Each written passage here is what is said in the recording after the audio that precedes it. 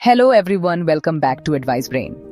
अगर आप बिजनेस करते हैं या करना चाहते हैं तो जीएसटी समझना बहुत जरूरी है।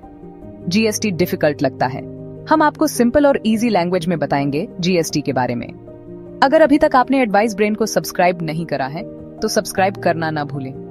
और ये हमारी जीएसटी की स्पेशल सीरीज चल रही है जिसमें हम डेली 3 वीडियो लेकर आते हैं और आज हम आपको बताने वाले हैं GST exempt on services provided by business facilitator और कॉरेस्पॉन्डेंट।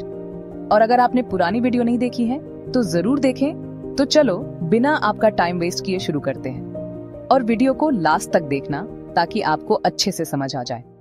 चलो शुरू करते हैं। एंट्री नंबर 39 के अकॉर्डिंग नीचे दिए गए लोगों द्वारा अपनी रिस्पेक्टिव कैपेसिटी में दी जाने वाली सर्विसेज जीएसटी से एग्जेम्प्ट होती है। 1. बिजनेस फैसिलिटेटर या बिजनेस कॉरेस्पॉन्डेंट द्वारा किसी बैंकिंग कंपनी को उसके रूरल एरिया ब्रांच के अकाउंट्स के संबंध में दी जाने वाली सर्विसेज। 2. कोई भी व्यक्ति जो बिजनेस फैसिलिटेटर या बिजनेस कॉरेस्पॉन्डेंट के बीच इंटरमीडियरी का काम करता है और जो ऊपर एंट्री 1 में दी गई सर्विसेज से रिलेटेड होता है। 3. बिजनेस फैसिलिटेटर या बिजनेस कॉरेस्पॉन्डेंट द्वारा किसी इंश्योरेंस कंपनी को रूरल एरिया में दी जाने वाली सर्विसेज। चलो थोड़ा डिटेल में डिस्कस करते हैं। आरबीआई के गाइडलाइंस के अकॉर्डिंग बिजनेस कॉरेस्पॉन्डेंट्स को बैंक के बिहाफ पर ट्रांजैक्शंस करने की परमिशन होती है जैसे एक एजेंट काम करते हैं, लेकिन बिजनेस फैसिलिटेटर्स सिर्फ क्लाइंट्स को रिफर कर सकते हैं। ये क्लाइंट्स के प्रपोजल को परस्यू करते हैं और बैंक को ट्रांजैक्शंस कंप्लीट करने में हेल्प करते हैं, लेकिन खुद बैंक के बिहाफ पर ट्रांजैक्शन नहीं कर सकते। इसी तरह से इंश्योरेंस कंपनीज भी बिजनेस फैसिलिटेटर या बिजनेस कॉरेस्पॉन्डेंट को हायर करती हैं जो रिमोट एरियाज में इंश्योरेंस सर्विसेज प्रोवाइड करते हैं।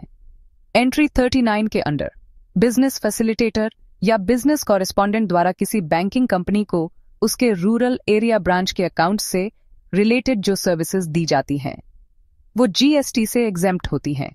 इसी सर्विसेज को अगर कोई इंटरमीडियरी मिडिलमैन बिजनेस फैसिलिटेटर या बिजनेस कॉरेस्पॉन्डेंट के बीच प्रोवाइड करता है तो वो भी जीएसटी से एग्जेम्प्ट होता है। और साथ ही बिजनेस फैसिलिटेटर्स द्वारा इंश्योरेंस कंपनी को रूरल एरिया में दी जाने वाली सर्विसेज भी जीएसटी से एग्जेम्प्ट होती है।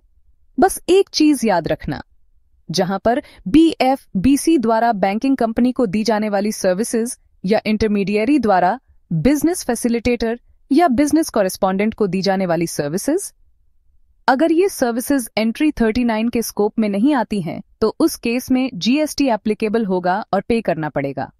लेकिन यहां एक इंपॉर्टेंट पॉइंट है, जब बिजनेस फैसिलिटेटर बीएफ अपनी टैक्सेबल सर्विसेज के लिए बैंकिंग कंपनी से कमीशन या फीस चार्ज करता है तो जीएसटी रिवर्स चार्ज बेसिस पर बैंकिंग कंपनी को ही पे करना होता है।